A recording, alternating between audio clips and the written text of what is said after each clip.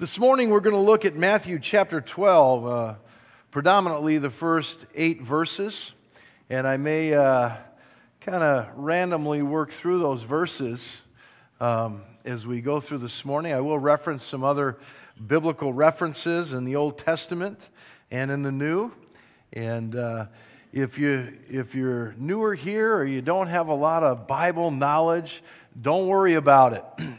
I may refer to some things in the Old Testament, and you might think, "Oh, boy, I don't know about that or who that is."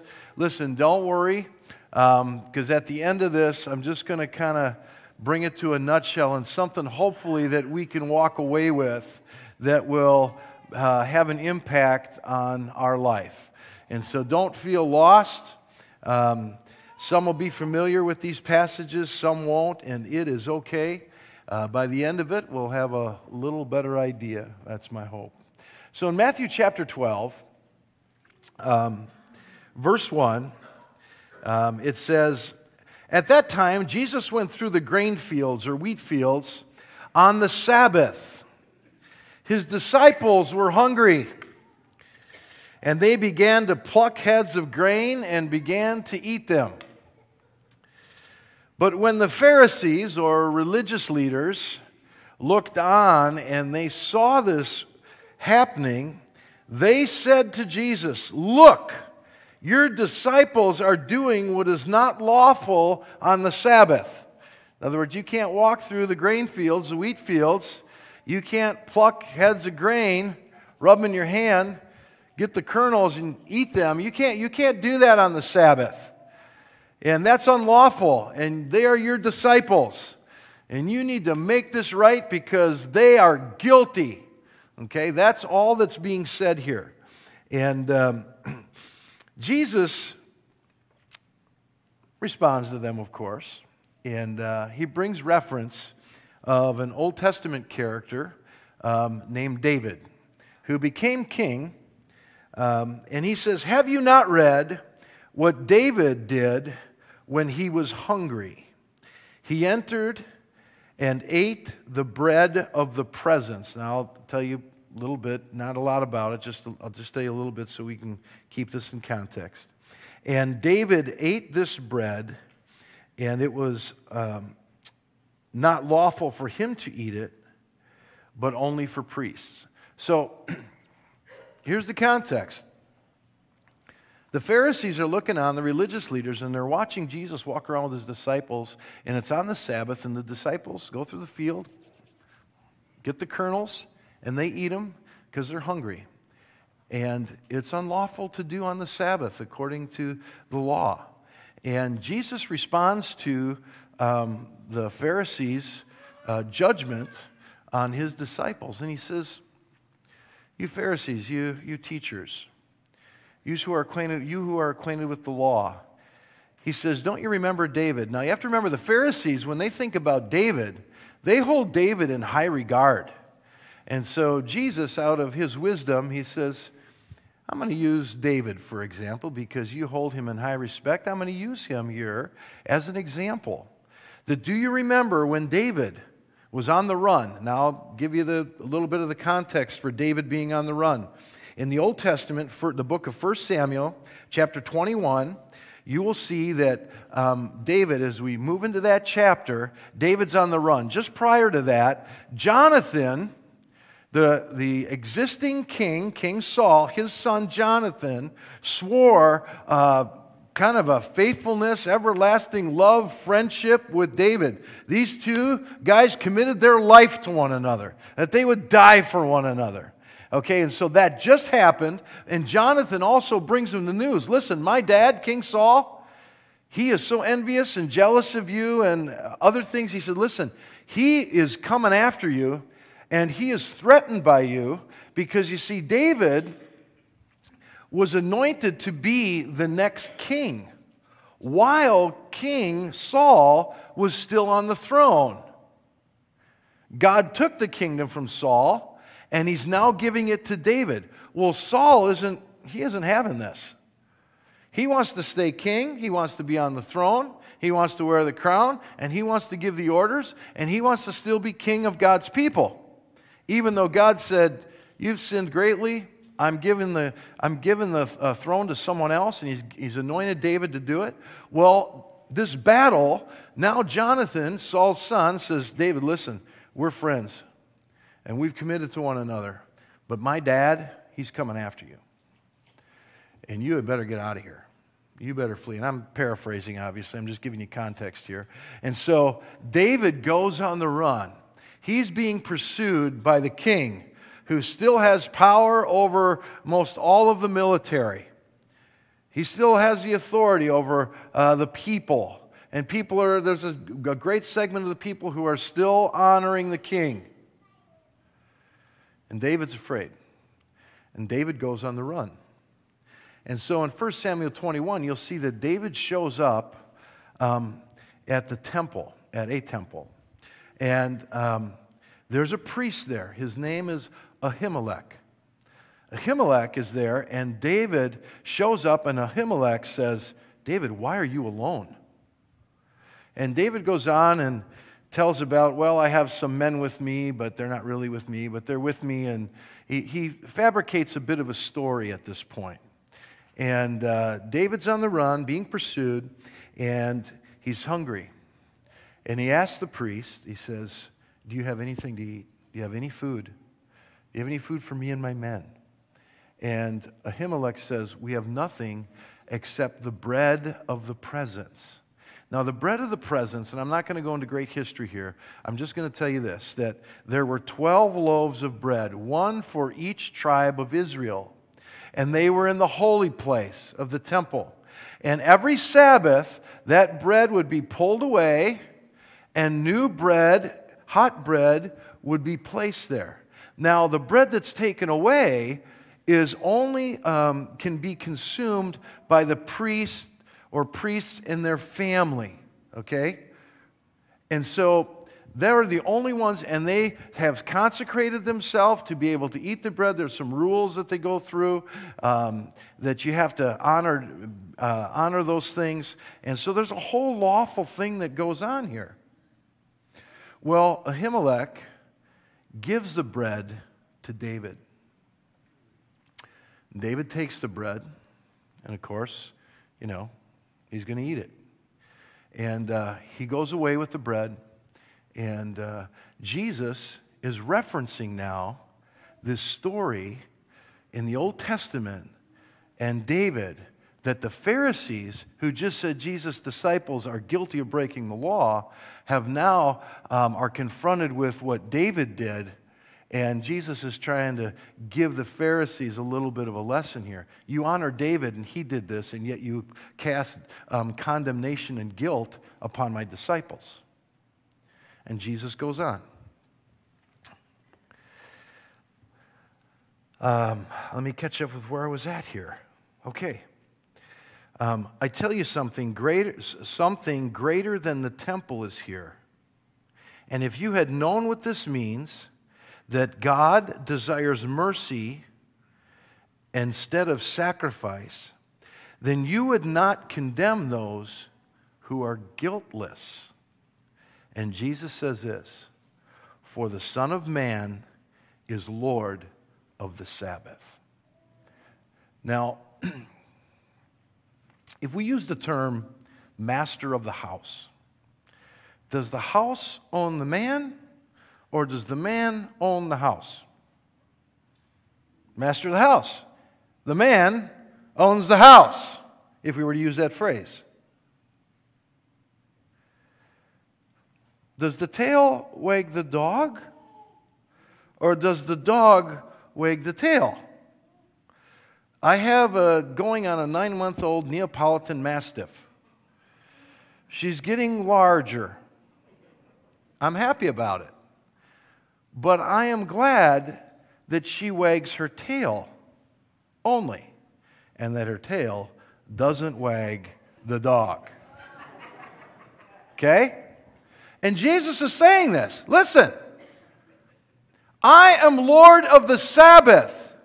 The Sabbath is not Lord of me. Now, this isn't out of rebellion. This isn't Jesus changing what the Sabbath means. He's telling us that He is the Lord of the Sabbath. He owns the Sabbath. The Sabbath does not own Him. And He tells these Pharisees, if you had understanding, you wouldn't be condemning those who are guilt-free. Were the disciples breaking the Sabbath law by walking through the grain fields, the wheat fields, and eating on the Sabbath? Technically, yes. But Jesus says, I'm the Lord of the Sabbath, and mercy is better than sacrifice. And He begins to go into this history about David and uses that as an example, because they honored David, even though David was unworthy to eat the bread from the temple. And yet they held him in high regard, as if he did not sin and as if he was worthy. And yet now they condemn Jesus' disciples, and He is the one who's the Lord of the Sabbath. You know, it would be interesting, it's interesting that when we read this, we would easily think that Jesus is equating Himself, when He's talking to the Pharisees, equating Himself with David. Hey, before you condemn me and the disciples, let me tell you about David. Remember? And they remember and they know what he's talking about. And it would be easy for us to interpret this as Jesus equating Himself with David. And I want you to know that would be a bit of an error on our part if we were to interpret it that way. Though as we read it, it's simple to do.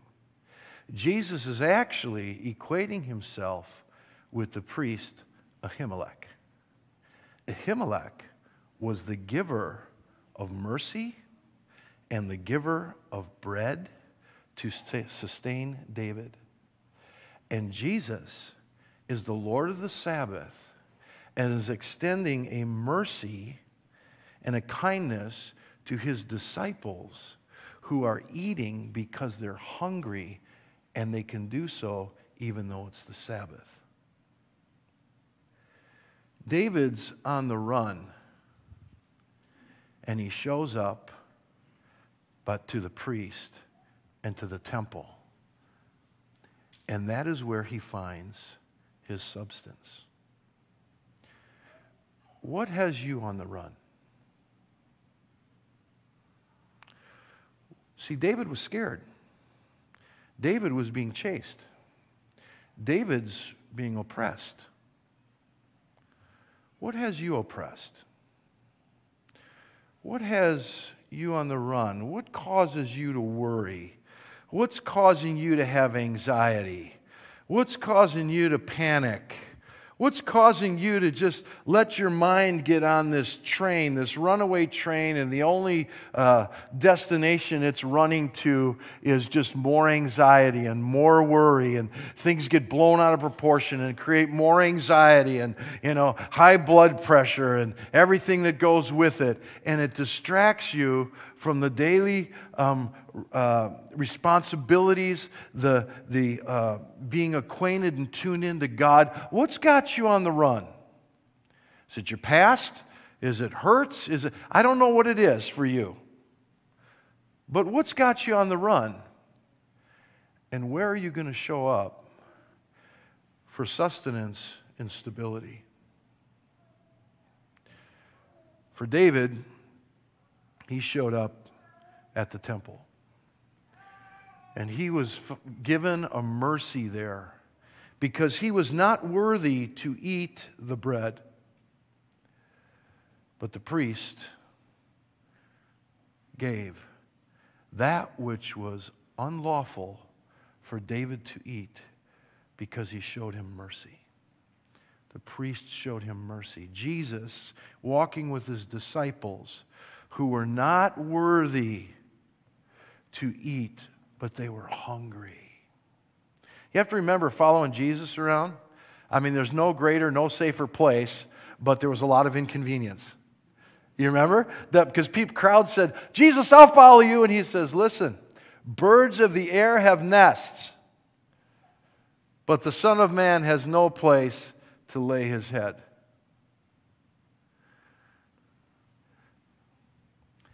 Foxes have holes, but the Son of Man, Jesus, he doesn't have a home like that. And so here they are wandering around, traveling around from town to town, village to village, preaching the word of God, ministering to people, staying in people's homes, then going to other people. And they're just going around like this. And it's the Sabbath, and they're on another day's journey. And they're going through the wheat field. And they were hungry. They're traveling with the Lord of the Sabbath. And the Pharisees very quickly cast stones. You're breaking the law. And Jesus says, if you understood, you would not condemn those who are guiltless. I am the Lord of the Sabbath. After this discussion and conflict, if we were to go on in chapter 12 here of Matthew, it says Jesus goes into the synagogue. And he goes into the synagogue, he notices a man who has a withered hand. And he raises this question. He says, is it unlawful to heal on the Sabbath? Now you have to remember, the Sabbath, this whole idea, a day of rest, it expands beyond just a day of rest. You see, for a person who has a physical condition, a mental condition, a withered hand, a person who is eaten with worry or fear or anxiety or whatever, it's not like, hey, Saturday shows up, or for us, Sunday shows up, and all of a sudden, well, my withered hand gets healed for the day, and I get to enjoy a one day a week where I'm okay. Or all my worries go away, or, my cancer goes away for the day, or, whatever it is, my hurt goes away for the day. And then Monday again, well, it's back to being withered. You see, people who struggle and wrestle or are broken or go through this, whether it's a Sabbath day or not, they don't get rest from that. And it's why Jesus came. Our guilt doesn't go away just because it's a Sabbath for us. And Jesus says, the Sabbath, can I heal on the Sabbath, or is that unlawful? And Jesus begins to give them an example. He says, which one of you has a sheep, and it falls into a pit on the Sabbath? Do you not go and fetch or rescue your sheep from the pit? In other words, here's all these rules and commands. However, if your sheep fell into the pit, you're allowed to go and do that. And Jesus says, is not a man, a person, more important than a sheep? And Jesus says to the man who's in the synagogue with a withered hand, he says, stretch it out. And the man responds, obeys, and stretches it out. And immediately, the man's hand is healed and made like the healthy one.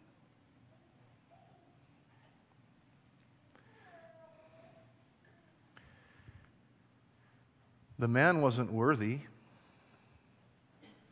but Jesus showed mercy. David wasn't worthy, but the priest showed mercy.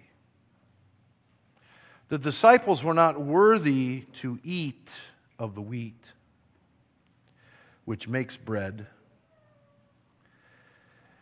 They weren't worthy, but Jesus, the Lord of the Sabbath, showed mercy. Here's the interesting thing about the bread in the Old Testament and walking through wheat fields.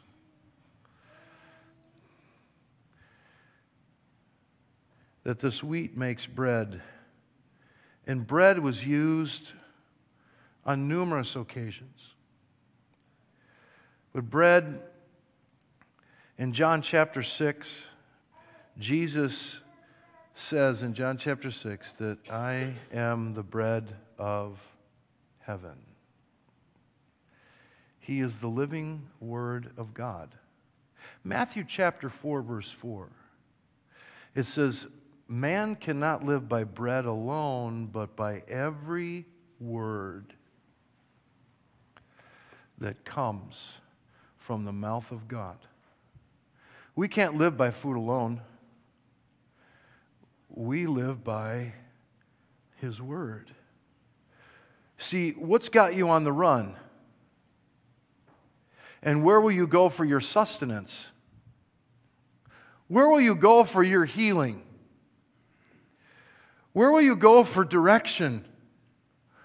Where will you go to have your soul soothed? Where will you go when you're weary and you're under it and something's got you on the run? Something's got you exhausted. And talking to a bunch of friends and posting stuff and griping or complaining or telling your story isn't fixing anything. Where will you run to instead of that? Where you can eat and where you can be shown mercy. Ahimelech gave bread to an unworthy David. Jesus allowed wheat to be eaten by unworthy disciples. And Jesus, the bread of life, gives bread to this unworthy man to eat and find sustenance. A man with a withered hand was shown a mercy by the Lord of the Sabbath so that that man could know what rest is. Not just for a day, but the rest of his life. Because when you have a withered hand, you never know a day of rest. Everything you do is a challenge because you have a measure of disability.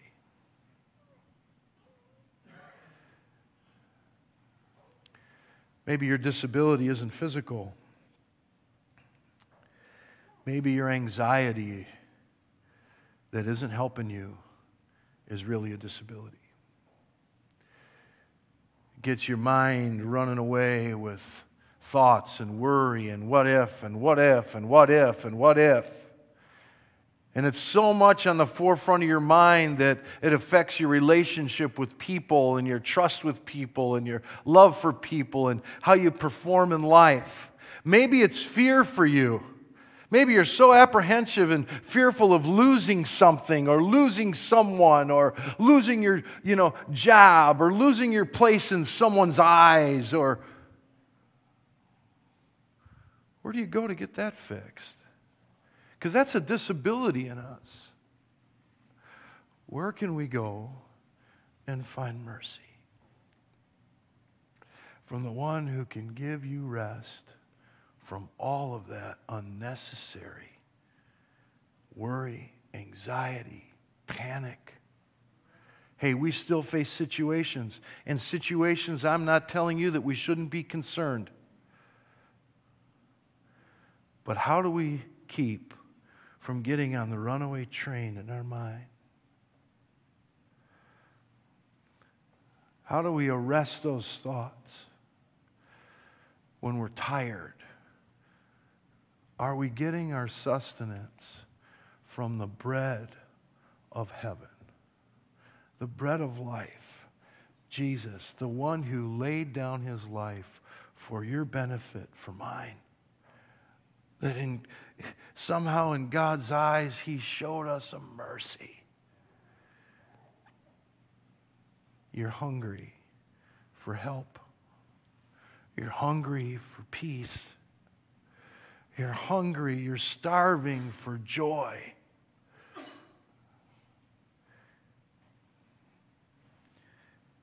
What are you hungry for?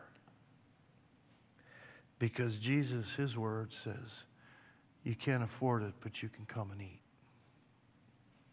You can come and drink. Those who are poor, come and buy. You see, he paid the price.